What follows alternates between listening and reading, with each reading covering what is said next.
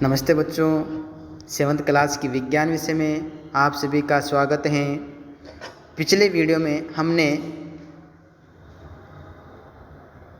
इस लेसन के बारे में अध्ययन किया था, यानी जो है यहाँ पर संश्लेषित रेशे के बारे में पढ़ रहे थे हम, जिसमें से रेशों से ऊन संसाधित किस प्रकार से करते हैं उनके चरणों के बारे में हमने यहाँ पर बात करी। इसे अपना पॉइंट क्या था, पहले रेशों से ऊन में संसाधित करना, तो किस प्रकार से उसको संसाधित कर सकते हैं इसके बारे में हमने यहाँ पर चर्चा करी थी।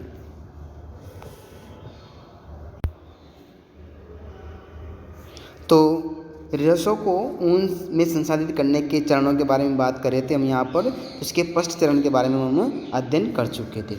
आगे हमने अब इसके जो चरण कौन कौन से, उन चरणों के बारे में बात करते हैं यहाँ पर। तो फर्स्ट चरण के बारे में हमने उसका अध्ययन कर रहे थे। तो हम देखते हैं कि जो यहाँ पर भेड़ होती हैं, तो भेड़ों में एक प्रकार से जो है मौसम के हिसाब से उसकी कटिंग करते हैं बालों की, और ऊन प्राप्त करते हैं। बालों की गर्मी के मौसम में काटा जाता है ताकि भेड़ बालों के सूक्ष्म आवरण के न रहने पर भी जीवित रह सके। बाल ऊनी रेशे प्रदान करते हैं, यानी यहाँ पर जो है जो भेड़ से हम यहाँ पर जो रेशे प्राप्त करते हैं वो ऊनी रेशे प्रदान करते हैं। इन्हीं ऊनी रेशों को संसाधित करके ऊन का धागा बनाया जाता है, यानी इसको एक प्रकार अच्छी तरह से जो है संसाधित करके इनसे क्या करते हैं, धागा बनाया जाता है।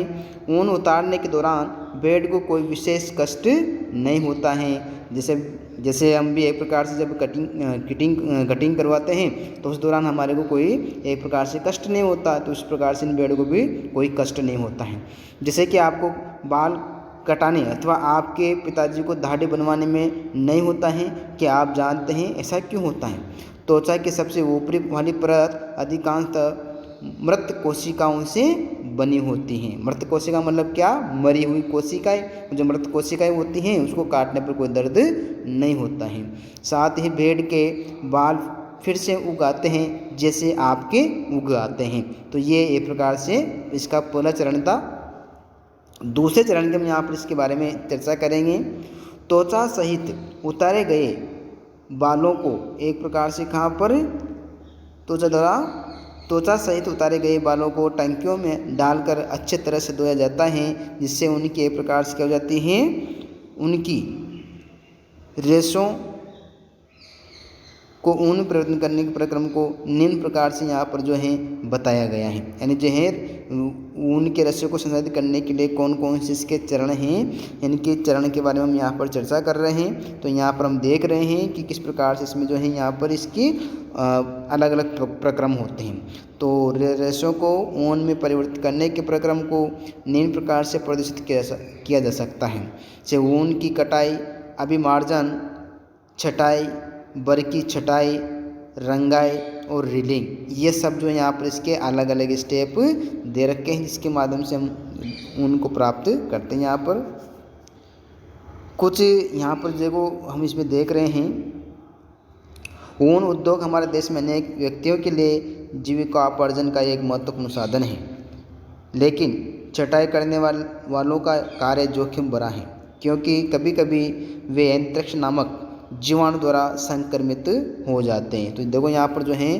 कुछ रोग दे रखे हैं, उससे रोग से यहाँ पर जो है प्रकार से क्या जाते हैं, ग्रसित हो जाते हैं। तो इसी में यहाँ पर एक जो है जीवाणु है, कौन सा, एंथ्रेक्स नामक जीवाणु द्वारा संक्रमित हो जाते हैं। इससे सोटर्स रोग कहते हैं। कौन सा रोग कहते हैं? सोटर्स रोग कहते हैं। किसी भी उद्योग में कारीगरों द्वारा एवं जोखिम को झेलना व्यावसायिक संकट कहलाता है। तो इस प्रकार से यहाँ पर जो है इसके बारे में बात करी थी।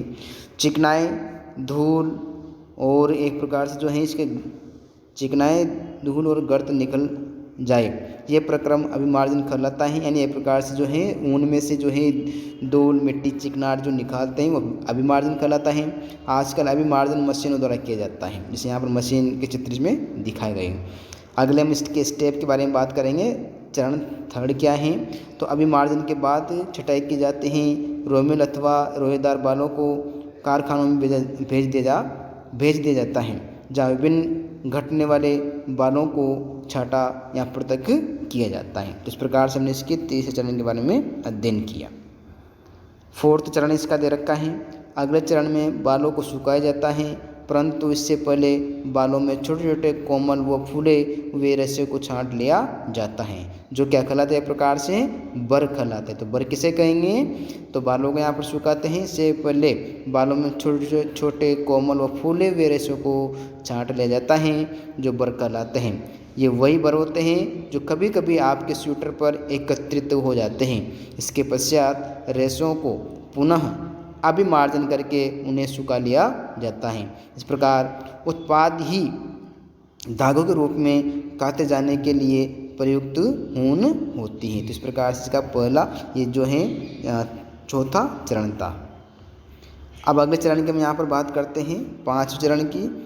रेशों के विभिन्न रंगों में रंगाई की जाती हैं, क्योंकि भेड़ अथवा बकरी की सामान्य ऊन काली, भूरी अथवा सफ़ेद होती है, तो इसलिए इसको क्या करते हैं, रंग करते हैं। उसकी जो है अलग अलग यहाँ पर जो है छपाई की जाती है, रंगाई की जाती है।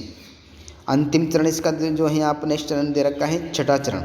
अंतिम चरण को रीलिंग कहते हैं। क्या कहते हैं, यहाँ पर रीलिंग कहा जाता है, यानी जो इसका अंतिम चरण दे रखा है, इसकी हम बात करेंगे। तो अंतिम चरण को एक प्रकार से क्या कहते हैं, रीलिंग कहते हैं। अब रेशों को सीधा करके सुलझाया जाता है, फिर लपेट कर उनसे धागा बना जाता है, जो चित्र 3.8D में इसमें दर्शाया गया है। लंबे रेशों को काट कर स्वेटरों की ऊन के रूप में उनको क्या करते हैं, प्रकार से तैयार करते हैं। तो आप इसमें देख रहे हैं यहाँ पर किस प्रकार से उनको जो है ये प्रकार से तैयार करते हैं।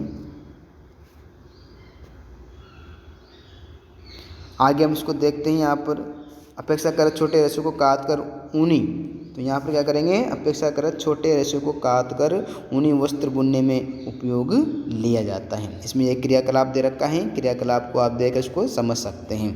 तो जो है यहाँ पर हमने इसके बारे में चर्चा करी है, किसकी, ऊन की। अब हम जो है नेक्स्ट पॉइंट की चर्चा करेंगे, रेशम। तो रेशम ये प्रकार से जो है इसको प्राप्त, ये जो है रेशम, तो ये जानतो रेशे कहलाते हैं, यानी जंतुओं से, कीटों से इनको प्राप्त करते हैं, इसलिए इसको क्या कहते हैं, जानतो रेशे कहते हैं। तो रेशम सिल्क के रेशे भी जानतो रेशे होते हैं। रेशम के कीट रेशम की फाइबरों को बनाते हैं।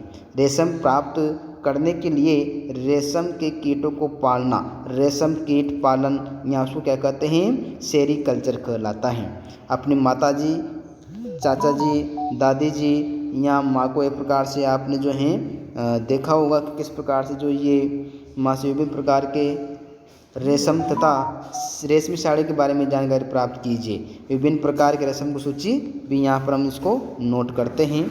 इससे पहले कि हम रेशम प्राप्त करने के प्रक्रम की चर्चा कर चुके हैं। रेशम के कीट के जीवन चक्र के बारे में जानना आवश्यक होगा।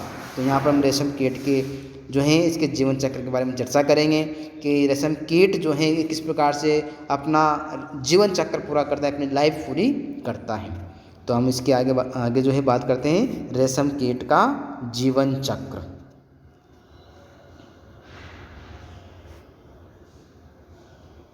रेशम कीट का जीवन चक्र। मादा रेशम कीट अंडे देती हैं, जिनसे क्या निकलता है, लार्वा निकलता है, जो कैटरपिलर या इल्ली या रेशम कीट कहलाते हैं। ये आकार में वृद्धि करते हैं, और जब कैटरपिलर अपने जीवन चक्र की अगली अवस्था में प्रवेश करने के लिए तैयार होते हैं, तो उस दौरान हम इसको देखते हैं, यहाँ पर तैयार होते हैं। तो यहाँ पर जो इसकी अगली अवस्था प्यूपा या कोशित कहलाता है। इससे पहले हम यहाँ पर बात करेंगे इसके रेशम के बारे में, यानी रेशम जो है ये क्या है, किस प्रकार से होता है, इसकी चर्चा करते हैं इस बॉक्स के माध्यम से। बॉक्स में दिया हुआ है, भारत में रेशम उत्पादन से संबंधित विभिन्न प्रकार के उद्योगों में महिलाओं की भूमिका महत्वपूर्ण है। रेशम कीट के पालन, कोकून में से रेशम को निकालने और कच्चे रेशम से वस्त्र निर्माण आदि कार्य अधिकतया महिलाओं द्वारा किए जाते हैं। अपने उद्यम द्वारा वे राष्ट्र की अर्थव्यवस्था में योगदान देती हैं। रेशम उत्पादन में चीन विश्व में पहले स्थान पर हैं। भारत के प्रमुख रेशम उत्पादक देशों में भी गिना जाता है। तो यहाँ पर जो है रेशम उत्पादन में सबसे पहले स्थान किसका है, तो सबसे पहले स्थान है चीन का। तो इस प्रकार से यहाँ पर क्या करेंगे, इससे जो है इसको तैयार करके यहाँ पर इसको देखा जाता है। आगे हम इसके बारे में बात करते हैं। तो पीपा या कुस्त कहलाता है, जो अपने इर्द गिर्द एक जाल बुन लेता है। ये जाल उसे अपने स्थान में बने रहने में सहायता करता है। फिर ये अंग्रेजी संख्या यानी 8 के रूप में अपने सिर को एक सिरे से दूसरे सिरे तक ले जाता है। सिर की इस गति के समय कैटरपिलर पतले तार के रूप में प्रोटीन से बना एक पदार्थ स्थापित करता है, जो कठोर होकर सूख जाता है, रेशम का रेशा बन जाता है। जल्द ही कैटरपिलर स्वयं को पूरी तरह से रेशम के रेशों से ढक लेता है और प्यूपा बन जाता है। ये आवरण कोकून कहलाता है। तो ये आवरण क्या कहलाता है? कोकून। जो रेशम यहाँ पर एक जो है इकट्ठा हो जाता है और एक इसमें जो है यहाँ पर कोकून का निर्माण करता है। कीट का इसके आगे का विकास जो है उसके हम यहाँ पर बात कर रहे हैं।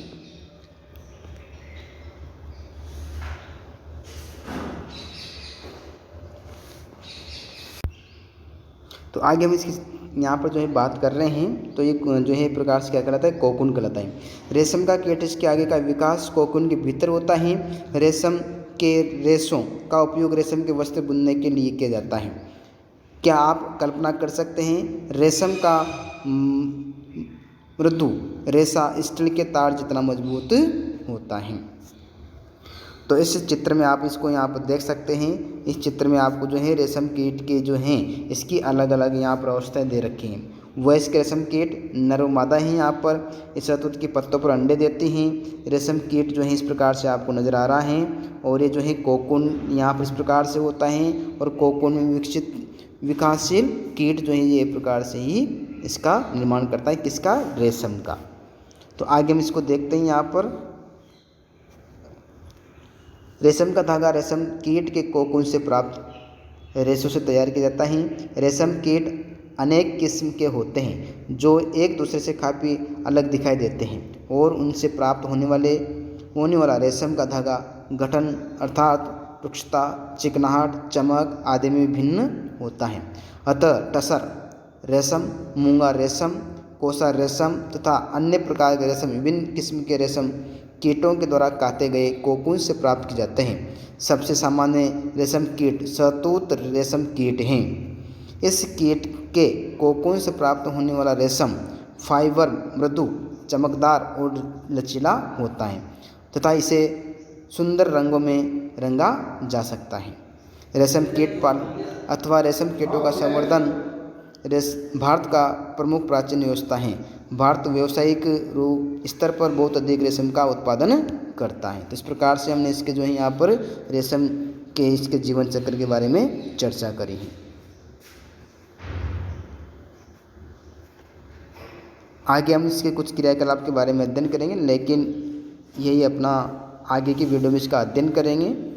सभी को धन्यवाद।